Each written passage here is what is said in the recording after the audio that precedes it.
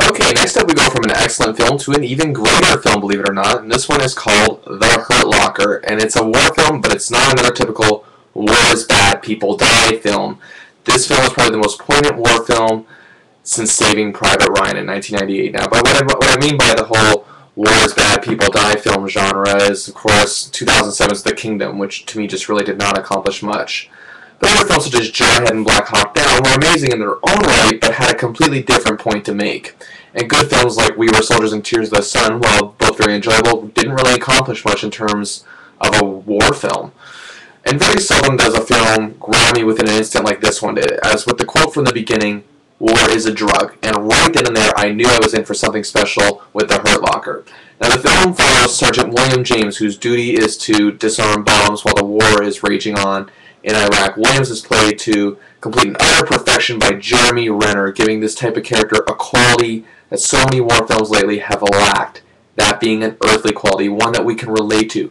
He's not portrayed as a hero in the way Hollywood would have him if he were played by the likes of a Bruce Willis or a Mel Gibson. He is portrayed in the sense that he is indeed a soldier in a dangerous zone doing the most dangerous job, and he is maybe somewhat reckless in terms of his attitude, but in terms of what he does, he's as if he's operating on someone.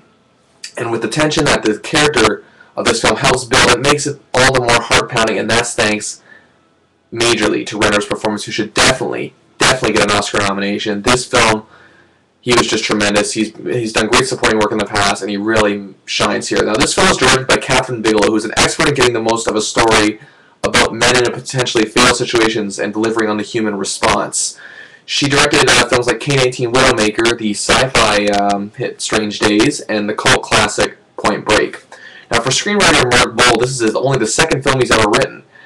And his first was also brilliant in The Valley of the Law, back in 2007, starring Tommy Lee Jones. He specializes in the dimension and motives and actions of his characters, and it really reflects in the storytelling of this film. Now, this film lets us as a filmgoer figure out things and not have them explained to us as if we were children. This film's intelligence lets us use our intelligence as we watch the story fold. And that is one of the things I enjoyed a lot about this film, among many others. Now, Anthony Mackie plays Sergeant Sanborn, and he is the head of the support team which backs James up. We see his authority in these matters are dealt with within the situations at hand. Now, it's not just a one note throughout the entire film. His character is of vital importance and is dealt with in a sense. It is dealt with in a sense where it adds to the story, what the story needs and not wants. However, we do see greatly that he and James are two very different people who butt heads quite often, but not in the cliched Hollywood sense. It's just merely because each of them wants to get the job done, and they just have differing opinions on how it should be. There's also great supporting work from the always reliable David Morse, and effective small parts as well from people like Guy Pearce, Oscar nominee Ralph Fiennes, and one of the stars of TV's Lost, Evangeline Lilly. And they're not there to say, oh, hey, look, I know her, she's from Lost, or whatever in this film. They each lend something of significant importance to the film of what's going on at the time.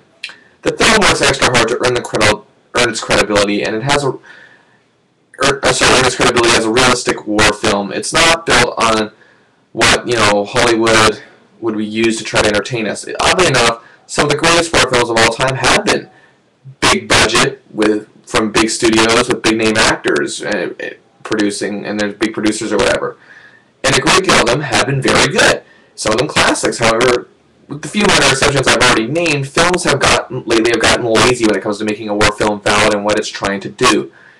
This is indeed a great film. Definitely one of the best films I've seen so far, and Renner, I hope, will definitely get consideration come Oscar time, because he deserves it. He really earned it here. It's very easy to get wrapped up in what's going on here. It's very easy to get wrapped up within the characters and within the world around them, and that's what makes this great. This film, The Hurt Locker, gets the perfect 5.